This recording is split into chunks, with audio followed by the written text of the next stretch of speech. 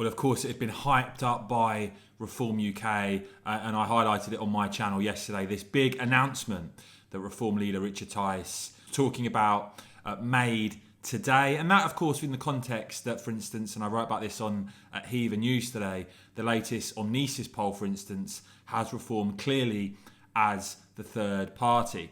And so Richard Tice making the announcement today that several of my former Brexit Party MEP colleagues joining Reform, the likes of Anne Widdecombe, Ben Habib, June Mummery, Jonathan Bullock, Belinda DeLucy, Rupert Lowe and Christina Jordan. Now, I'm going to play some highlights, if you didn't get to see this today, some highlights of Ben Habib, Anne Widdecombe, Richard Tice and Nigel Farage speaking today.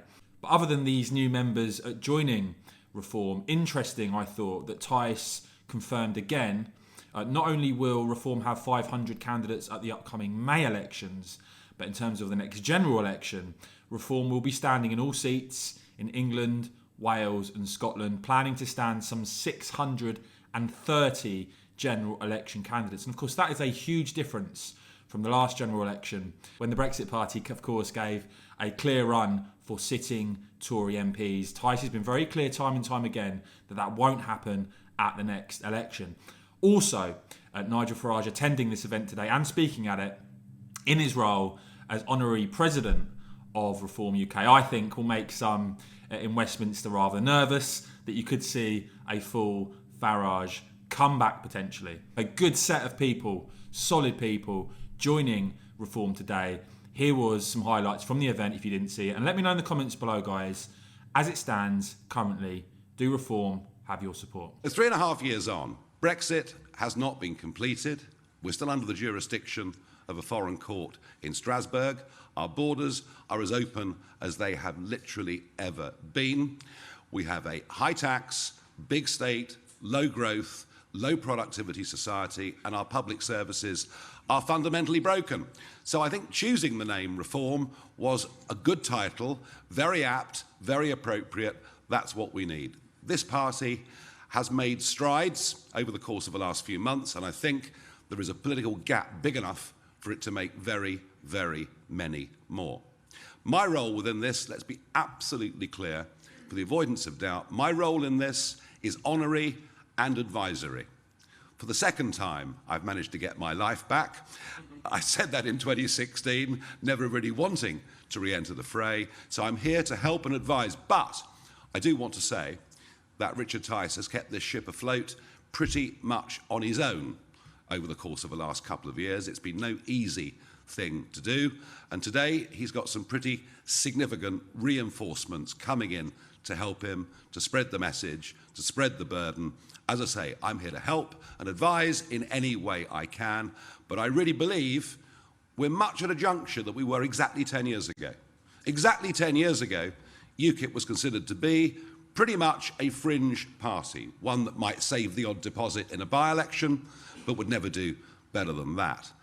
And actually, as it became clear to the electorate that the differences between Labour, the Conservatives and the Lib Dems were almost non-existent, it was in 2013 that UKIP began to rise and, like it or not, have a significant effect on the shape of British politics. The job for Reform is even bigger than the task that was faced by UKIP. Ours was a simple one, to achieve and help win a referendum. This is about getting our entire country back on track, changing the priorities of our government and opposition. And I'm here to help in absolutely every way, but I will now hand over to the leader of Reform, Richard Tice. Richard, thank you. As Nigel touched on, there are some fundamental, major reforms that are needed. I'm going to just touch on 4 today. Firstly, we've got to reform the way our economy is working. At the moment, it's frankly not working. We've got to reduce taxes. We've got to reduce the daft regulation so that people feel better off and we get higher wages. Absolutely crucial. Part of the Brexit objective. Secondly, we've got to reform our system of healthcare so that we have that ambitious target of 0 waiting lists, better health outcomes. Thirdly, we've got to reform our energy market. We're sitting on a pile of energy treasure. We are rich in our own energy treasure So we've got to reform that so that we have a cheap, self-reliant supply of energy. And fourthly, obviously, we've got to reform our immigration policy so that we have a sensible, workable, lawful immigration policy that works for our economy, works for the British people, and works for where we've got genuine shortages of skills. But we have to stop illegal immigration, and we have to stop the boats. And there's no question, only Reform UK's 6-point plan will stop the boats. Why? Because it's based on what works in Australia.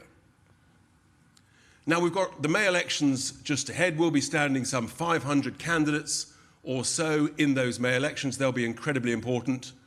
But also, we are building towards the general election whenever it comes. I've committed before, and we absolutely reinforce today, we will be standing everywhere across the whole of England, Scotland and Wales, some 630 candidates. It's a big job, but we mean business. Now, 2 years ago, we started from a sort of standing start. But here we are now, 8, 9, 10% in polls, regularly polling third.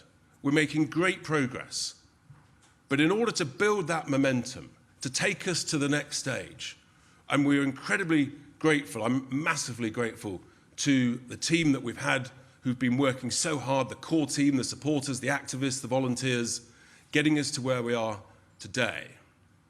But as I say, it is a big job. And therefore, we need even more help. And the more help, the better. It's hugely welcome. And that's why I'm so delighted today that essentially the band is reforming. Yes, indeed, because I'm able to announce that many of the former Brexit Party MEPs that Nigel touched on earlier are joining Reform UK as we continue this journey of growth so that we shape, influence and have a real impact on the next general election. And people should be under no illusions. We mean business. So I want to give a massive, massive welcome to the former Brexit Party MEPs, some of whom are with here today, some of whom are not. Firstly, of course, the amazing, hard-working Anne Widdecombe. Anne, a very warm welcome. Followed, I call him Brexit Ben, but he's known to most people as Ben Habib. Ben, a very warm welcome to the team.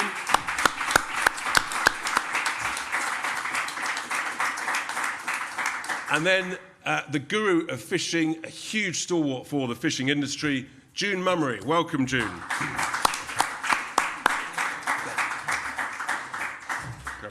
Brilliant. I'm being misdirected. And then also from the world of business, Jonathan Bullock. A massive welcome to Jonathan.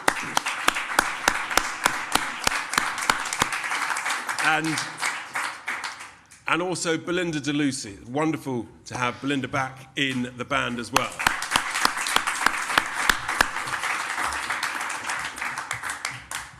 And I'm also pleased to say that whilst they can't be here today, two other former MEPs, Rupert Lowe, the businessman and farmer, he's rejoining today, and also Christina Jordan. So that now totals 11 former Brexit Party MEPs as part of the gang, of the band, as we take this party forward into the local elections and towards the general election. The reason I want Brexit, as I've already intimated, is at its heart, it is putting British national interest first. And it's not as if the Conservatives don't understand what Brexit is.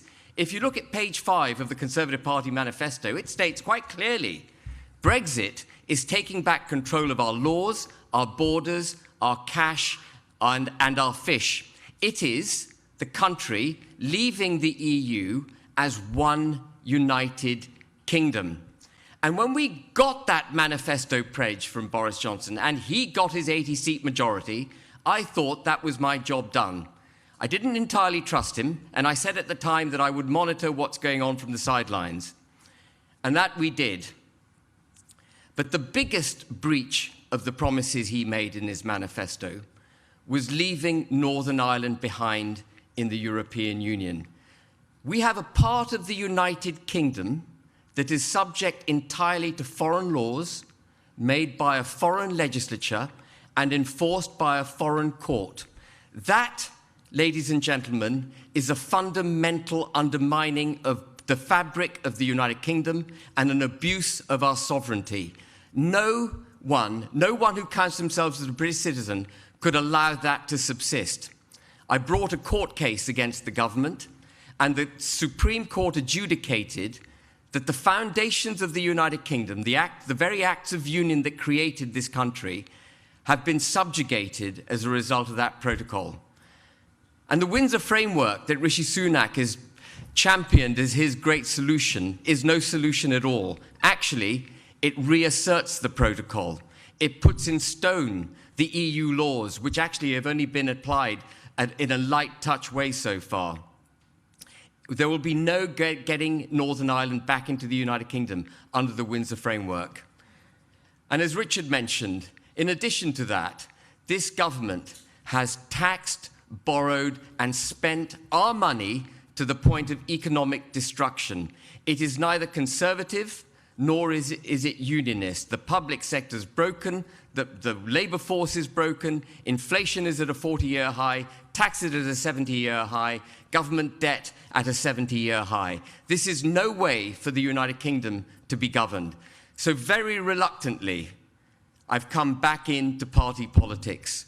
And I've done it, and I'm going to throw my full weight behind Richard Tice and David Ball.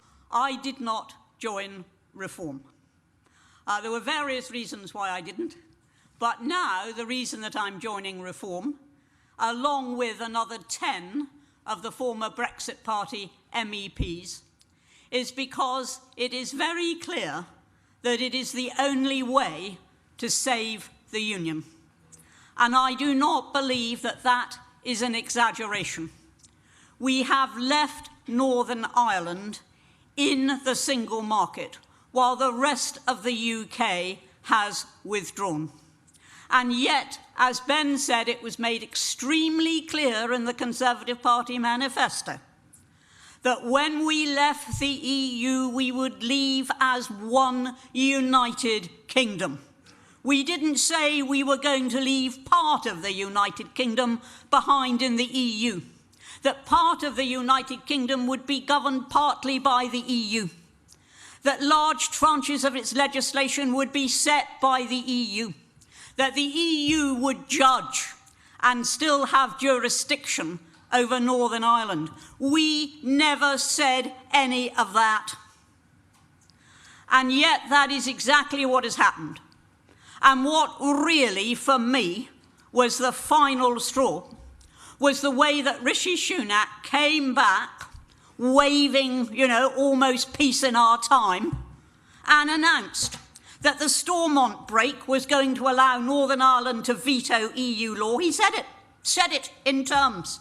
That was not true, because the Stormont break is so hedged about, so qualified, so restricted in application that it is virtually impossible for Northern Ireland to veto EU law with which they don't agree. He said we had control of our VAT. That is not true in Northern Ireland. He said we had control of state aid. That is not wholly true in Northern Ireland either. And there were the Conservative benches behind him cheering and whooping, and this was wonderful. And just hours later, people like Ben had actually started looking at the texts. The DUP lawyers had started looking at the texts, and they realised that all that was, to use a polite word, overspin, in fact, was a load of lies. And that, for me, was the final straw in what has been a very uncertain journey since the Brexit Party morphed into Reform. I was politically homeless for a long time because I thought the Conservative Party might just go back to being conservative, but it hasn't. And I wonder if it ever will in my lifetime. As Ben said, it isn't conservative, and it certainly isn't unionist, and I am moved by a desire to save the Union. Because if you leave part of the United Kingdom, under the rule of EU law, then inevitably it will eventually come to the conclusion that it can't serve two masters. And so the future of the Union itself, I think, is imperilled by the Windsor Framework, but that's only the most recent. We had Theresa May's abominable proposals, with which Boris then tinkered. And now Rishi has tinkered with the tinkering. It isn't tinkering that we need, it is root and branch reform, whereby Northern Ireland is reabsorbed 100%, not even 99.9%, but 100% into the United Kingdom. And finally, let me say this, the border issue was always a distraction. The EU itself said in 2017, the EU, not the Brexit party, not anybody else, the EU said that the border could be policed by technology, thereby preventing turning it into a hard border. And that was what we should have pursued, instead of putting a border down the Irish Sea and hiving off Northern Ireland from the rest of the UK. Now, as I say, I'm here to save the Union. It is my overwhelming motive in joining Reform after having refused to do so for some time. And I've been subject to quite a lot of pressure, which I've resisted. But there was recently a meeting of the Brexit Party MEPs who just said, we ain't got Brexit, and what's much worse, we're losing Northern Ireland. Thank you.